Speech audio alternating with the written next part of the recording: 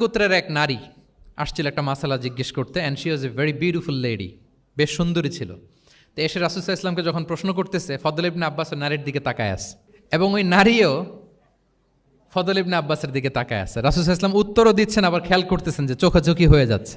যখনই তিনি অবজার্ভ করলেন যে ফদল ইজ ক্রসিং দ্য লিমিট, একবার চোখ পড়তে পারে তারপর তো নামিয়ে ফেলতে হবে, সে যখন তাকিয়ে আছে, নারীও তাকিয়ে আছে, তখন রাসূল সাল্লাল্লাহু আলাইহি ওয়াসাল্লাম কী করলেন? ওয়াজা আলান নবী সাল্লাল্লাহু আলাইহি ওয়াসাল্লাম ইয়াসরিফু ওয়াজহাল ফদলি ইলা শিক্কিল আখার, সাথে সাথে ফদলকে বললেন, ফদল ওইদিকে না, এদিকে তাকাও। এটা সরাসরি হাদিসের অনুবাদ করে শোনাচ্ছি, আমার পক্ষ থেকে না, এবং বুখারীর হাদিস। ফাজা আলা ইয়াসরিফু ওয়াজহাল ফদলি, ফদল ইবনে আব্বাসের চেহারাটা রাসূল সাল্লাল্লাহু আলাইহি ওয়াসাল্লাম ঘুরিয়ে ফেললেন যে ফদল ওইদিকে তাকানো যাবে না, এদিকে তাকাও। ফদল রাদিয়াল্লাহু তাআলা আনহু নিজেকে সামলে নিলেন। এই যে this is the point, observation. এটা কি বলে? Observation and correction. রাসূল ইসলাম he was a very good observer. What's going on around, কী চলতেছে সব দিকে চোখ কান খোলা। বাংলায় কি বলে?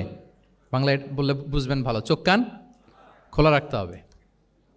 তো রাসূল ইসলাম খেয়াল করলেন এবং ওনার চেহারা ঘুরিয়ে দিলেন। এভাবে তিনি কেউ ভুল করলে শুধরে দিতেন। এবং শুধরে দেওয়ার আরেকটা নিয়ম রাসূল ইসলাম, আল্লাহু আকবার, অনেক পয়েন্টস এখানে, যে কিভাবে তিনি অন্যের ভুল শুধরাতেন।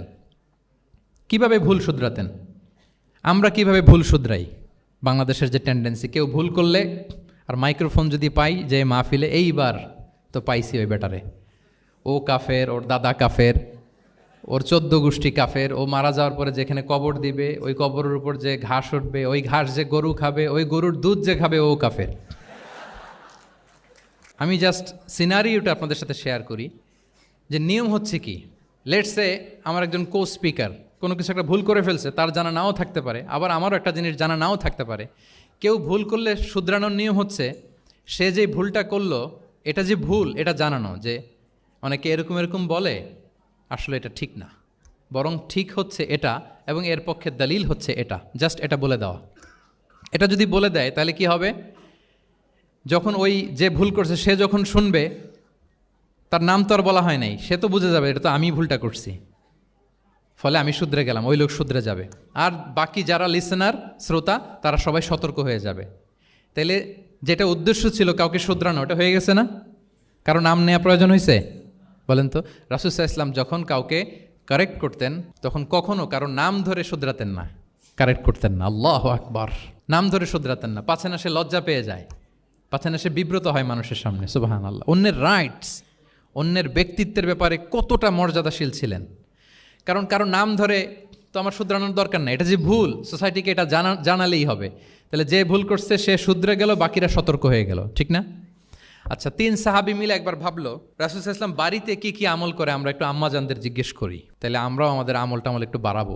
যে জিজ্ঞেস করলো যে আম্মাজানারা একটু বলেন তো উনি বাসায় কি কি ইবাদত করে, কতটুকু কোরআন পড়ে, তাহাজ্জুদ কেমনে পড়ে।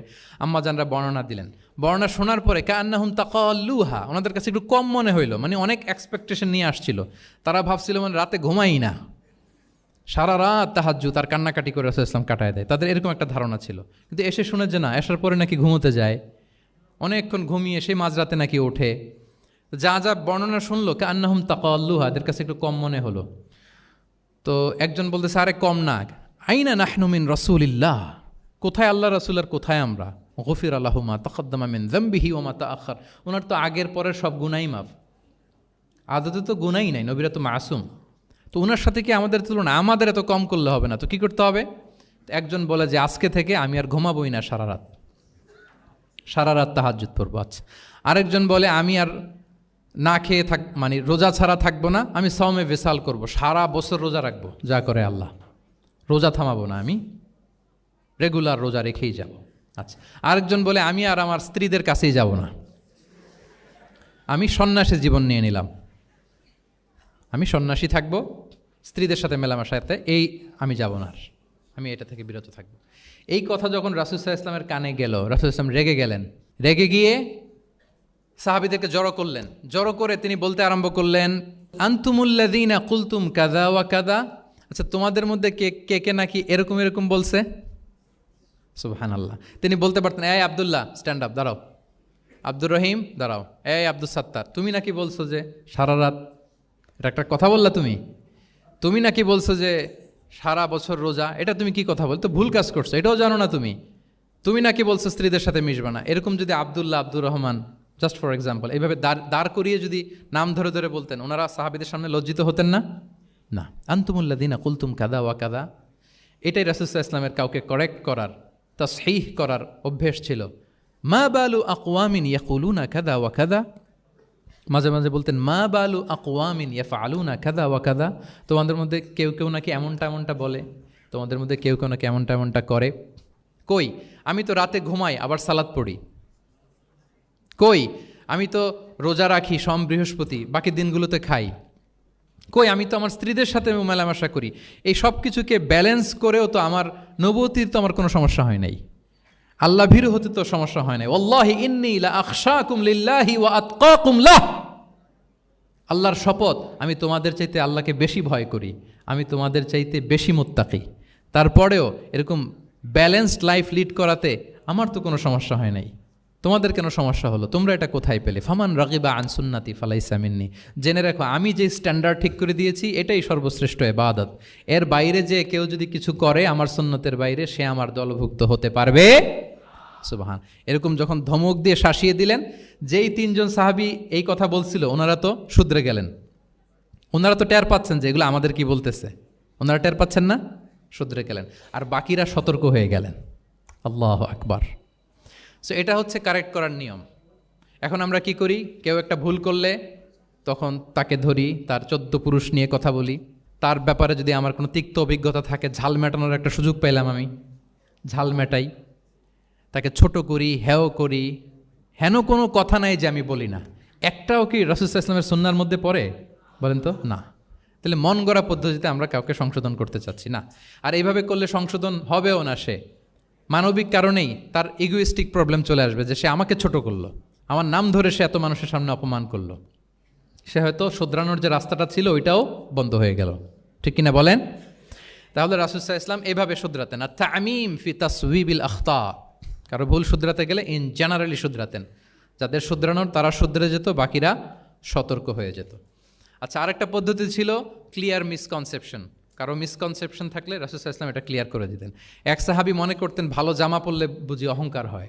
তিনি খুব সুন্দর ছিলেন দেখতে, খুব ভালো পোশাক পরিচ্ছদ পরতে পছন্দ করতেন। তিনি একবার বললেন, ইয়া রাসূলুল্লাহ, ভালো পোশাক পরলে কি অহংকার হয়? রাসূল সাল্লাল্লাহু আলাইহি ওয়াসাল্লাম বললেন, না। ইয়া রাসূলুল্লাহ, আমি ভালো জুতা পরতে পছন্দ করি, এটা কি অহংকার হয়? না, এটা অহংকার হয় না। আমি মানুষকে খুব খাওয়াতে পছন্দ করি এবং আমি চাই আমার চেয়ে যেন কেউ এটা এই কাজে আগাতে না পারে, আমিই খাওয়াবো, এটা কি অহংকার? রাসূল সাল্লাল্লাহু আলাইহি ওয়াসাল্লাম বললেন, না, এটা অহংকার না। অহংকার হচ্ছে আল কিবরু বাতারুল হাক্কি ওয়া গামতুন নাস। অহংকার হচ্ছে সত্যকে প্রত্যাখ্যান করা আর মানুষকে তুচ্ছ-তাচ্ছিল্য করা। সুবহানাল্লাহ।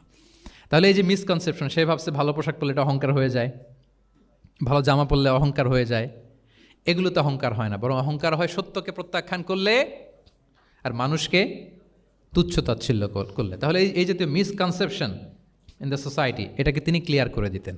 আচ্ছা, রাসূল সাল্লাল্লাহু আলাইহি ওয়াসাল্লাম প্র্যাকটিক্যালি শেখানোর চেষ্টা করতেন। কি করতেন? প্র্যাকটিক্যালি, যেটাকে প্রায়োগিক শিক্ষা, ব্যবহারিক শিক্ষা। অজু করে দেখাতেন, এইভাবে অজু করতে হয়। সালাত পড়ে দেখাতেন, সল্লু কামা রাআইতুমুনি উসাল্লি। সালাত তো হচ্ছে আল আমাল আল মুতাওয়ারাস, এই উম্মার অবিচ্ছিন্ন কর্মধারা। সালাত জিবরিল আলাইহিস সালামকে শিখিয়েছেন আল্লাহ, রাসূল সাল্লাল্লাহু আলাইহি ওয়াসাল্লামকে শিখিয়েছেন জিবরিল আলাইহিস সালাম, রাসূল সাল্লাল্লাহু আলাইহি ওয়াসাল্লাম শিখিয়েছেন সাহাবীদেরকে। এইভাবে অবিচ্ছিন্ন কর্মধারা, আরবিতে বলে আল আমাল আল মুতাওয়ারাস। এবং রাসূল সাল্লাল্লাহু আলাইহি ওয়াসাল্লাম বলতেন, সল্লু কামা রাআইতুমুনি উসাল্লি, আমাকে যেমনি সালাত পড়তে দেখো এইভাবে পড়ো। হজের ক্ষেত্রেও বলেছেন, খুদু আন্নি মানাসিকাকুম, হজের বিধানকে দেখে নাও। একবারই তো হজ করেছেন, হাতে কলমে প্র্যাকটিক্যাল গাইডলাইন দিয়ে শিখিয়েছেন। এবং সাহাবারা ভুল করে কিনা মাঝে মাঝে শুনতেন, যেটাকে আরবিতে বলে কেরাতু তিলমিদা আলা শেখ। আব্দুল্লাহ ইবনে মাসউদ রাদিয়াল্লাহু তাআলা আনহুকে রাসূল সাল্লাল্লাহু আলাইহি ওয়াসাল্লাম একবার বললেন, আব্দুল্লাহ একটু তেলাওয়াত করো তো। তিনি বললেন, আকরাউ আলাইকা ওয়া আলাইকা উনজিল, হে নবী, আমি আপনার সামনে দাঁড়ায় তেলাওয়াত করব, আপনার উপর কোরআন নাজিল হয়। রাসূল সাল্লাল্লাহু আলাইহি ওয়াসাল্লাম বললেন যে, ইন্নী উহিব্বু আন আসমাআহু মিন গায়রি, হে আব্দুল্লাহ ইবনে মাসউদ, আমি কোরআন তেলাওয়াত তোমাদেরকে শোনাতে যেমনি পছন্দ করি, তোমরা কেউ পড়বা আর আমি শুনবো, এটাও খুব পছন্দ করি। কারণ উনি প্ল্যান করে রাখছেন আব্দুল্লাহ ইবনে মাসউদ কি হবেন, তিনি কিছুদিন পরে উম্মার শিক্ষক হবেন। ওইখানে আবার ভুলটুল করে ফেলেন কিনা উনি জাজ করতেছেন। তখন আব্দুল্লাহ ইবনে মাসউদ রাদিয়াল্লাহু তাআলা আনহু সূরা নিসা তেলাওয়াত করে শোনালেন। তাহলে রাসূল ইসলামের একটা পন্থা ছিল, তিনি শুনতেন আবার শোনাতেন। কি করতেন? শুনতেন। প্রতি রমাদানে যতটুকু কোরআন নাজিল হয়েছে তিনি জিবরিল আলাইহিস সালামকে শোনাতেন, আবার জিবরিল আলাইহিস সালাম পুরো কোরআন রাসূল সাল্লাল্লাহু আলাইহি ওয়াসাল্লামকে শোনাতেন। এটা ছিল একটা টেকনিক। আচ্ছা, রাইটিং মেথড, আমরা যেমনি লেখি, অ্যাসাইনমেন্ট, প্রেজেন্টেশন, লেখার মাধ্যমে জ্ঞান বিতরণ, জ্ঞান অর্জন, এটা কম ছিল। আমি আগেই বলেছি মেইনলি ছিল oral based and Q and A based, কিন্তু লেখাজোখা যে ছিলই না তা না, লেখা জানতো। হাতে গোনা অল্প কিছু সাহাবী মক্কায় লিখতে জানতেন, পড়তে জানতেন।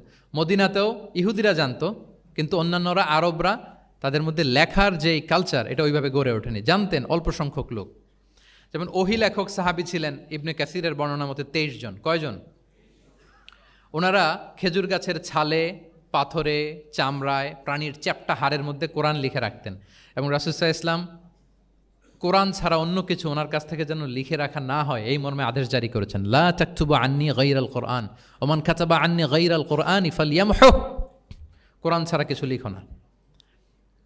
তাহলে কোনটা আমার কথা আর কোনটা আল্লাহর কথা মিক্স আপ হয়ে যাবে। কিন্তু কোরআন যখন অধিকাংশ রেকর্ডেড হয়ে গেল, তখন তিনি হাদিস সংরক্ষণের জন্য, লেখার জন্য পারমিশন দিয়ে দিলেন। যেমন মক্কা বিজয়ের ভাষণের পরে ইয়ামান থেকে আসা এক লোক আবু শাহ বলতেছে, ইয়া রাসূলুল্লাহ, আপনার ভাষণটা আমার একটু লিখে দিলে ভালো হয়। কি দিলে? লিখে দিলে। রাসূলুল্লাহ সাল্লাল্লাহু আলাইহি ওয়াসাল্লাম সাহাবাদেরকে বললেন, উক্তুবু লি আবি শাহ, ঠিক আছে, এই ইয়ামানি ভিজিটর, তাকে আমার ভাষণটা তোমরা লিখে দাও। তাহলে এই লেখার পদ্ধতিটা খুব কম ছিল। রাসূল সাল্লাল্লাহু আলাইহি ওয়াসাল্লাম নিজে লিখতেন না, কাতেবে ওয়াহিদের দিয়ে লেখাতেন, কোরআন লেখাতেন।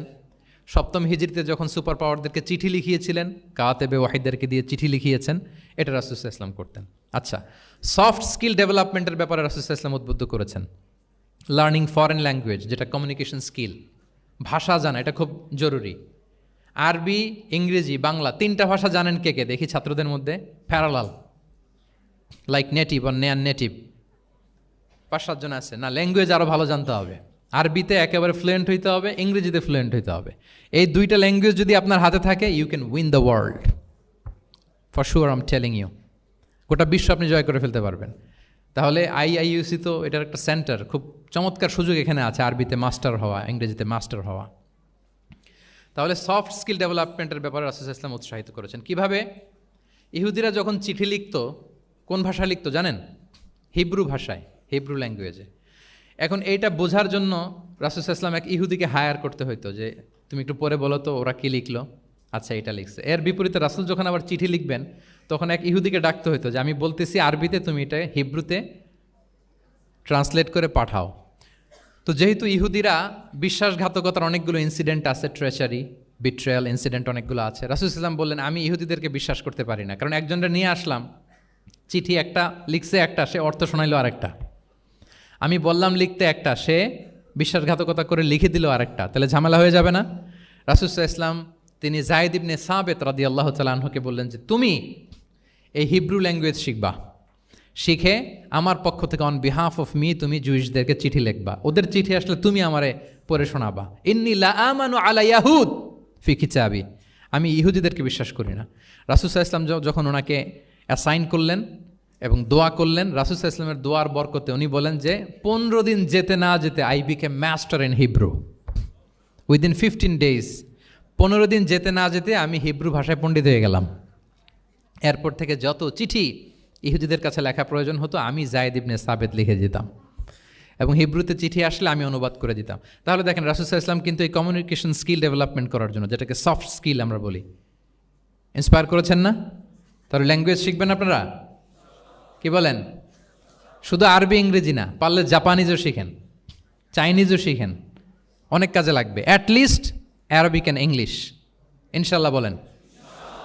সবাই বলেন নাই? মাশাআল্লাহ, তাবারাকাল্লাহ। রিজনিং, মারিফাতুল ইল্লাহ, শুধু একটা লিগ্যাল অপিনিয়ন জানিয়ে রাসূল সাল্লাল্লাহু আলাইহি ওয়াসাল্লাম